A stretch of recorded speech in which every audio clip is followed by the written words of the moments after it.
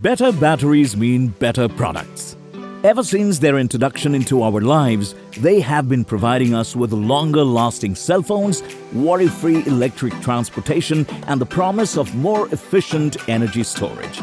So, is that enough? No! Batteries still have to be developed, and engineers are working to improve them.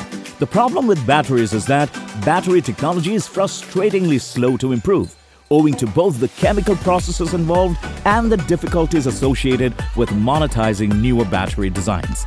As it might take some time, why don't we look into some futuristic battery technologies that could change everything? Hey folks, welcome back, and you are watching Future Tech Eden. What are you guys waiting for? Like, share and subscribe. In today's episode, we shall look into the top 10 futuristic battery technologies that change everything. Let's go! Number 1. Not much. Just the next generation lithium-ion batteries. We all know that lithium-ion flow from the positive to the negative electrode via the electrolyte delivers energy storage and release in lithium-ion batteries. The positive electrode acts as the initial lithium source in this technology. In contrast, the negative electrode serves as the host for lithium.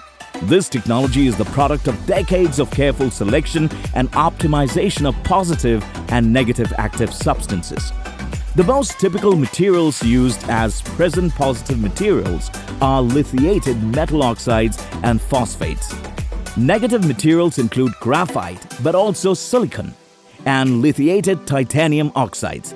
Liion technology is predicted to hit an energy limit in the upcoming years based on current materials and cell designs. Nonetheless, recent discoveries of new groups of disruptive active materials should break through current barriers. These new materials can store more lithium in positive and negative electrodes and will enable the first time that energy and power may be combined. Currently, among all cutting-edge storage technologies, Liion battery technology provides the best degree of energy density. The vast selection of cell designs and chemistries allows for fine-tuning of performance characteristics like as quick charge and temperature working window, which ranges from -50 degrees Celsius to 125 degrees Celsius. Furthermore, Liion batteries have several advantages, including very low self-discharge and a very long lifespan and cycling capabilities, with thousands of charging and discharging cycles. The first generation of solid-state batteries is likely to be deployed before the next generation of enhanced Liion batteries. They will be perfect for use in applications such as renewable energy storage systems and transportation such as maritime, trains, aircraft, and off-road mobility where high energy, high power, and safety are required. Let's get to number 2, solid-state batteries. These are the most anticipated ones of this decade. These batteries constitute a radical technological shift. Ions flow from one electrode to another through the liquid electrolyte in modern lithium-ion batteries, which is referred to as ionic conductivity. The liquid electrolyte is replaced in all solid-state batteries with a solid substance that nevertheless permits lithium ions to flow inside it. This notion is not new, but during the last 10 years, thanks to extensive international research, new families of solid electrolytes with very high ionic conductivity, similar to liquid electrolytes, have been developed, allowing this specific technical barrier to be overcome. Engineers' efforts nowadays are focused on two primary material types, polymers and inorganic compounds, with the goal of achieving a synergy of physico-chemical qualities such as processability, stability, and conductivity. Quite a mouthful, huh? So, what can we expect from these solid-state batteries? The first significant benefit is a significant increase in safety at the cell and battery levels. Solid electrolytes, unlike liquid electrolytes, are non-flammable when heated. Second, it enables the use of novel, high-voltage, high-capacity materials, resulting in denser, lighter batteries with longer shelf lives due to decreased self-discharge. Furthermore, it will provide additional benefits at the system level, such as simpler mechanics as well as thermal and safety control. Because of its excellent power-to-weight ratio, the batteries may be perfect for use in electric cars. As technology advances, many types of all solid-state batteries are projected to hit the market. The first will be solid-state batteries with graphite-based anodes, which will provide better energy performance and safety. However, concerns like which materials are the most efficient and which production procedures result in the lowest end product cost have to be resolved. At the moment, the only solid-state batteries that can compete in the market are tiny cells. Thin film batteries were the first commercially accessible solid-state batteries. These nano batteries are made up of layered materials that serve as electrodes and electrolytes. Thin film solid-state batteries are structurally similar to ordinary rechargeable batteries, with the exception that they are exceedingly thin and flexible. Thin film batteries, in addition to being lighter in weight and smaller in size, provide greater energy density for tiny electronic devices such as pacemakers, wireless sensors, smart cards, and RFID tags. An anode-free design is another technique being developed. The lithium moves from the anode to the cathode as the battery drains during usage. In this instance, the anode's thickness decreases. When the battery is energized, the lithium ions stream back into the anode, reversing the process. Number 3. Lithium-sulfur batteries. During charge and discharge, lithium ions are held inactive materials that operate as stable host structures in Liion batteries. There are no host structures in lithium-sulfur batteries. During discharging, the lithium anode is consumed and sulfur is converted into a variety of chemical compounds. During charging, the process is reversed.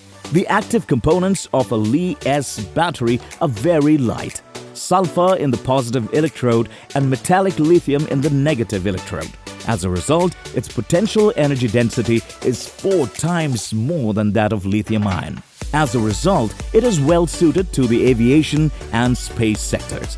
Major technological hurdles have already been eliminated, and the maturity level is rapidly approaching full-scale prototypes. This technology is predicted to hit the market shortly after solid-state lithium-ion for applications demanding lengthy battery life.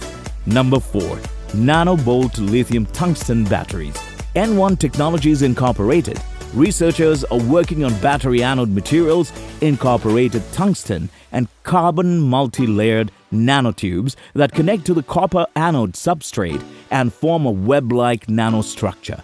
This creates a large surface for more ions to attach to during recharge and discharge cycles. This speeds up the recharge of the nanobolt lithium tungsten battery while also storing more energy. Apart from that, there are fewer issues because nanotubes are ready to be trimmed to size for usage in any lithium battery design. Number 5. Zinc Manganese Oxide Batteries. A team located at DOE's Pacific Northwest National Laboratory discovered an unanticipated chemical conversion process in a zinc manganese oxide battery by evaluating standard assumptions. If that process can be regulated, traditional batteries' energy density can be increased without raising their cost. As a result, the zinc manganese oxide battery might be a viable option for lithium-ion and lead-acid batteries, particularly for large-scale energy storage to sustain the nation's power system. Sounds like this is more promising. Number 6. Organosilicon Electrolyte Batteries. Lithium-ion batteries have been enhanced with organosilicon electrolyte cells. Organosilicon electrolyte solvent helps to stabilize the components involved in electron and ion transport within the battery. This kind, which is more efficient and safer to use, might also be employed efficiently in solid-state electrolyte batteries, combining the benefits of both technologies. Number 7. Gold nanowire gel electrolyte batteries. The University of California, Irvine is experimenting with gels to discover a better electrolyte for lithium-ion batteries that are not as flammable as liquids. They experimented with coating gold nanowires in manganese dioxide and then converting them with electrolyte gel. While nanowires are often too fragile to be used in batteries, they have become more robust. When the researchers charged the resultant electrode, they discovered that it could maintain a charge of 200,000 cycles without losing its capacity to do so. In comparison, a normal battery has 6,000 cycles. Wow, that's a huge difference. Number 8. Tank 2-string cell batteries.